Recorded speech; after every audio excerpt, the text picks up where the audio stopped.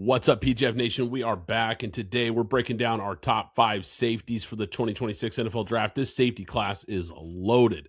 I'm telling you right now, there's going to be a couple names in the top 5 that might surprise you guys, and maybe even more surprising, a couple guys that didn't make the cut at all.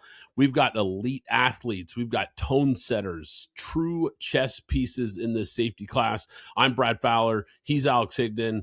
Alex, after watching the tape, man, what did you make of this safety class? I was looking around doing some research, and I noticed a lot of scouts don't have one of our players in their top 3, even though me and you probably have the same 3. We probably mix up between 2 and 3, not necessarily number 1. But it's been interesting looking at some of these players. But, I mean, nonetheless, we could start with Caleb Downs as my number 1 guy. 6 feet, 205, ran a 4.45. You know, his father was Gary Downs, played with the Giants and Falcons. Dre Bly, his uncle, you know, he was a little bit more big time. Made two Pro Bowls, I believe. And then he also played for Bama, and then he also played for LSU. We know that Bama, when you play for Bama, and I believe he had Nick Saban's last year. I think he had Nick Saban's last year. He had Nick Saban's last year. Yeah, his freshman year. Right. His freshman year, yeah. So, you know, Saban uses those guys. He has a lot. Usually those guys are a leader on the team. You could go to Mark Barron. You can go to Ryan Clark. You can go to Minka Fitzpatrick. You just go down the line. Those guys are 9 times out of 10 a leader. He was a leader as a freshman. First game coming in, 107 tackles, 3.5 tackles for losses and 2 interceptions. Goes to Ohio State, 87 tackles, 7.5 tackles for losses, 2 interceptions. His last year at Ohio State, 68 tackles for loss, 1 sack and 2 interceptions again. So he's been a consistent leader from the time that he's into college. Yeah, the number 1 guy is absolutely consensus across the board. It's Caleb Downs, like you said, a guy that most people have mocked in the top 10, which is pretty crazy for a safety. If he gets outside of the top 10, he's not going to fall very far, because this is definitely going to be the first safety off the board. Unbelievable player, man. You hit on it.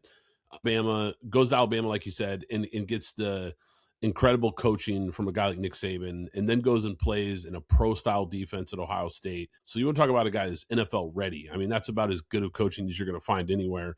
3-year starter, like you said, from freshman year on, elite football IQ. I think that's really what separates this guy. His pre-snap recognition is just off the charts. This guy reads and diagnoses plays instantly, knows exactly what's happening before the play happens. Unbelievable instincts. Like you said, leadership, culture guy, a tone setter. Not the biggest guy, not the fastest guy, but I think this guy's superpower is the processing speed is just unmatched. Like I said, a true chess piece guy. He can play deep, cover man, box. He can cover tight ends. He can play in the slot, play some nickel, scheme versatile. He's a smooth, fluid mover, excellent change of direction. It just feels like when you watch tape, Alex, he's always in position. It feels like he's always in the right spot. Elite read and react quickness. Look, he's not just a safety. This guy controls the entire defense. That's what this guy does. And like I said, he's going to be a culture setter. So one of these teams picking in the top 10, which let's face it, a lot of these teams aren't very good. They're going to need a guy like this. You're going to want a guy like this. You're going to want a guy to come in and kind of be the captain of that defense. He can be that guy right out of the box. Yeah, he's not going to get, well, first, just talking about he's not going to get past the Bengals. So I think the Bengals are 7, if I'm not mistaken. So he'll go 1 through 7. And if he gets past 7 by any chance, he's not going to get past Dallas. So between 12, he'll be going by 12, the latest at that. I think you're right. My number two guy, this is probably where we're going to differ. My number 2 guy is Emmanuel McNeil-Warren from Toledo. Smaller school. We know that out of the gate, a school that Quinyon Mitchell came from. Did not face the level of talent as our number 1 guy, Caleb Downs, but a guy that at 6'4", ran a 6'4", 202 pounds, ran a 4.52. A guy who's fluid in his movements. We haven't seen anybody that has had this level of fluidity throughout the game. And once again, did not face a lot of teams. I think his biggest games were against at least last year. Yeah, I believe it was like Western Michigan and Western Kentucky. Lower teams. Again, he has faced lower teams. So there will be a switch or a transition when he moves up into the league. But I think this is a guy that can handle it. He's not afraid to get into your face. Now, having him cover is going to take him. It's probably going to take him a season or two to get his footing right, because he can get moved around if he has a guy like Devontae Adams that he has to cover from the slot or from wherever. So he's gonna get tripped up. Once he has that, you're gonna have a guy that's 6'4", 202 pounds that could play in the box, or that could play in the field, and will do anything that his coach asks for. Emmanuel McNeil-Warren, man, I love this guy. He is such a player. He's so fun to watch. Like you said, 6'4", big time size, prototypical size, rangy instincts. I say instincts a lot here because, look, I think instincts are important, but I think it's especially important when you're talking about safeties. I think safeties, you have to have great instincts, and all these top guys have it. He's a ball disruptor, a guy who takes the football away, game-changing plays. 5 picks, 9, I think I read 9 forced fumbles. This guy has the peanut punch absolutely down, plays with an edge, plays with the toughness, a physicality, like you said, downhill enforcer versus the run, but he's a fluid mover in size. Just a really good player, man. A really good player. If this class wasn't so loaded at safety, most years this would be the no doubt number one safety off the board in almost any class. We just happen to have a really special safety class, but it doesn't take away from how good this guy is. I think he'll be a first-round pick. I don't think there's any doubt he falls out of the first round. I'm surprised that some of the other national media guys aren't as high on him as we are. I was definitely surprised to hear this was the guy. Yeah, this was the guy I was talking about that a lot of people didn't have him number 2. And I don't understand it. Look, I know he played at Toledo, but you just mentioned he dominated at that level. The tape is fantastic. The measurables match up. He showed out at the combine, maybe not elite numbers, but definitely NFL numbers. And the one big check mark, especially for guys who play at the lower level, is the Senior Bowl. He showed out at the Senior Bowl against guys at all the big schools, right? So I don't really know what we're missing here with him. I just think he's a great player. I think he's going to be a heck of a player at the next level. I mean, 6'4" tone setter. I mean, the guy that doesn't just tackle, he takes the ball away and makes game-changing plays. So I think he's going to be a big-time player, man. He is not my number 2. He's my number 3, and that's because I've got Dillon Thieneman, number 2, out of Oregon. 3-year starter, like we mentioned with Caleb Downs, elite proven production, 306 tackles and 8 picks. 2 of those picks last season were game-sealing picks. So not only just taking the ball away, but you're talking about taking the ball away in big-time moments. This guy did it, showed up in huge plays, huge moments. He seems like he's always around the football. When you watch the tape, he's always in on every play. It seems like high-impact playmaker, instinctive, elite closing speed, big-time rangy player. If you look at what he did his first couple years in the Big Ten compared to what he did at Oregon, this is a guy who went from basically a cover safety. He transfers to Oregon, and all of a sudden he's playing all over the place. They've got him in the nickel. They've got him in the box. He's playing in deep coverage and just making plays, whether it's behind the line of scrimmage or taking the ball away from the quarterback. The guy is just incredible. And then when you talk about a guy who shows out like he did at the combine, and when you look at the athleticism matched with the tape, matched with the production, there's not really a whole lot of holes you can find in this guy's game. Range, instincts, production, athleticism that's off the chart. He's hands down the best athlete in this class as far as safety. I don't think it's even close. This guy is next level, flies around the field. I can't wait to see where he ends up, because I think he's a kind of guy that has shown, playing in multiple different systems and multiple different roles, I think he can line up in any scheme at the NFL level. Right. And I think, like everything that you said, you're absolutely correct on. But the thing that I think about Dillon Thieneman is the fact that you said he played everywhere. If you look at what he did in Purdue, and his first season, he had 6 interceptions. But if you look at him from Purdue to Oregon, Purdue, they had him playing basically in one position. Oregon, they had him playing kind of everywhere, where he could dump down, like you said, in the box. He could dump down and play the slot, or play DB and cover someone, which I can understand why people would have him, or not just you, but other people have him at number 2, is because he can cover out the gate. And when these guys that are going to three wide receiver openings for the most part, and you have to cover, or they have a flex tight end where they're not keeping an inline tight end. They have a flex tight end. So I can see him coming out and playing early because he can cover, but it's Emmanuel size is the reason I really have him after. But I have Dillon at 3, so I'll go to my 4th. I have AJ Haulcy at my 4th. Now, this is probably where we're really going to do perhaps differ a lot, is because when you get to 4 and 5, it's going to get interesting. So I have AJ Haulcy, 6 feet, 222 pounds, 4.52. Now, we know LSU kind of fell off the map towards the end of the season, firing the coach. Forgot the Program quarterback had the injury. Yeah, program basically fell apart. But what I like from seeing from AJ Haulcy is that he consistently kept his well, from what I can say is he kept his maturity up.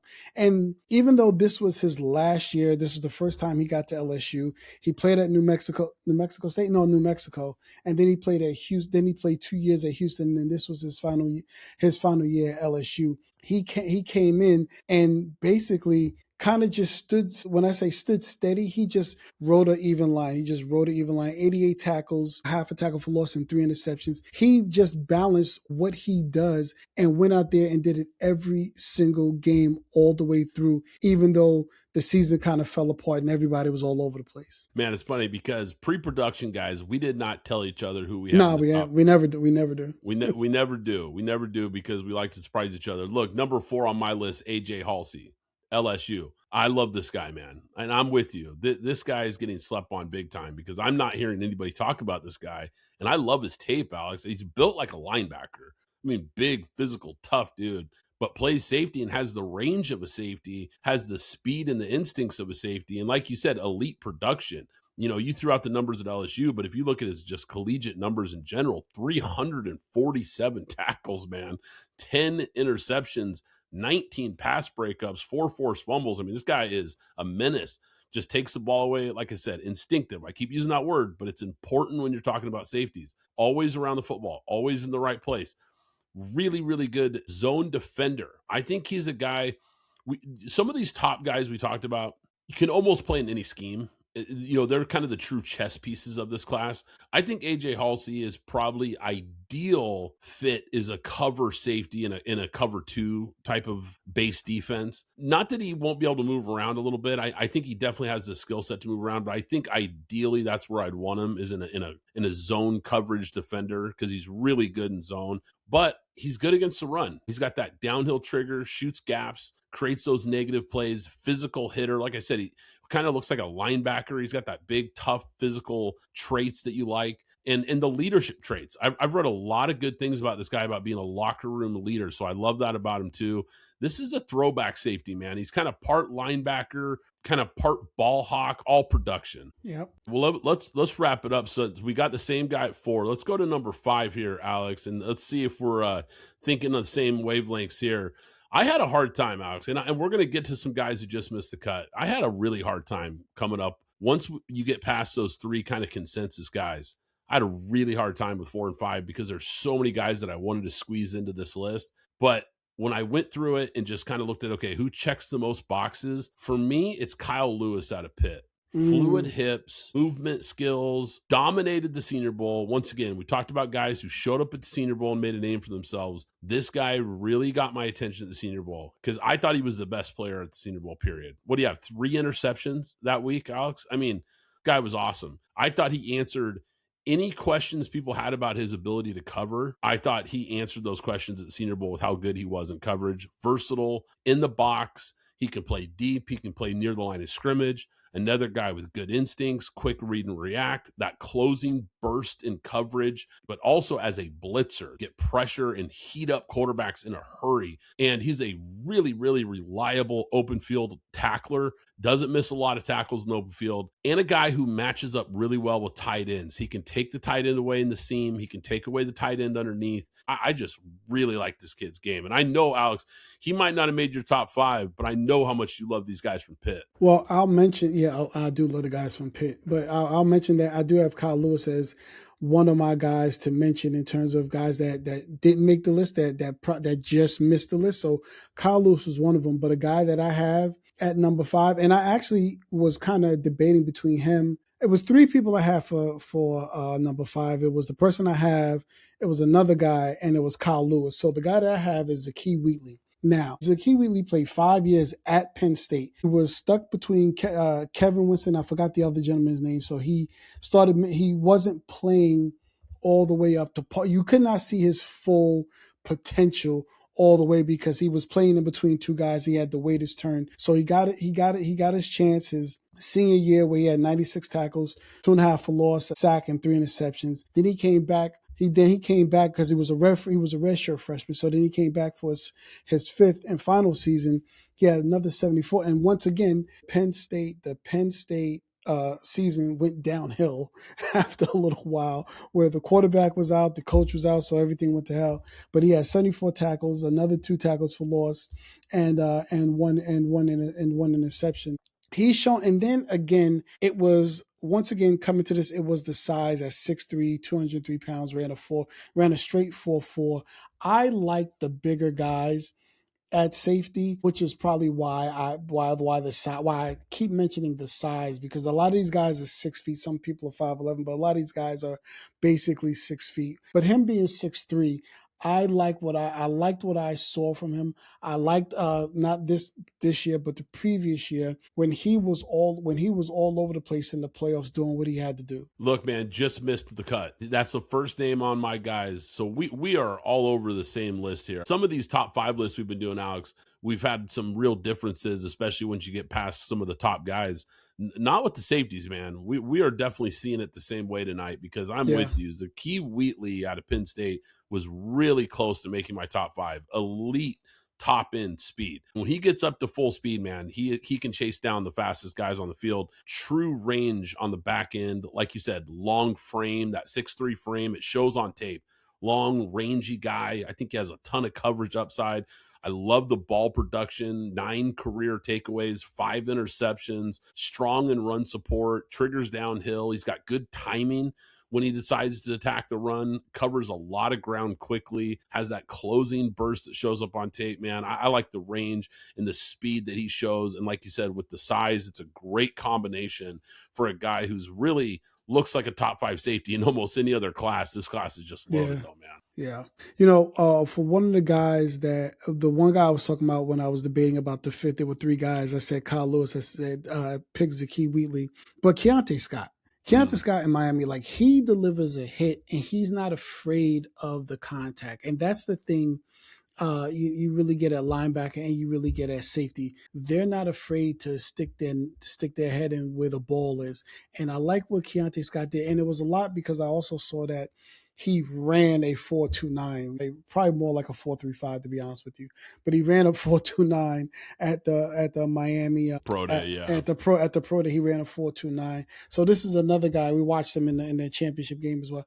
This is another guy. He's not afraid to stick his head in. He's going to run you down no matter what. He's a sideline player. Can play up, can play back, whatever you need him to do. Yeah, I think he ran a 4.29, yeah, 39. Yeah, 39-yard dash. That's what they had down there in Miami. I don't think he's that fast, but I do agree with you, man. He's a good player. Another guy that just outside the list, but man, that's the thing. It's like you get to 7, 8, 9 safeties. I mean, there's so many guys. The guys out of Arizona are really good. I'll tell you a guy I think's flying under the radar that just missed the cut for me. How about Kamari Ramsey out of USC? Mm-hmm. Yeah, man, this guy's a player too, a playmaker, behind the line of scrimmage, making plays. I mean, blows up plays behind the line of scrimmage, high-level processor, diagnoses quickly, gets downhill in a hurry, shows on tape he's really comfortable matching up with tight ends and coverage, can take away the players over the middle. Just physical, tough, hard-nosed defender, attacks the football, high points the football, plays with an edge. I like this kid's toughness, his grit, and I think he's a guy that just not afraid to mix it up, put his face in the fan, and get after it. So I like Kamari Ramsey a lot, a guy that just, on a list of guys that is so good, he kind of gets overlooked a little bit, but man, he's a good player. Well, guys, that is going to do it for today's episode. Hope you enjoyed it, PGF Nation. Do us a favor, hit that like button, hit that subscribe button so you don't miss out on any upcoming episodes. Once again, I'm Brad Fowler. He's Alex Higdon. This is Pint Glass Football, and we'll catch you next time.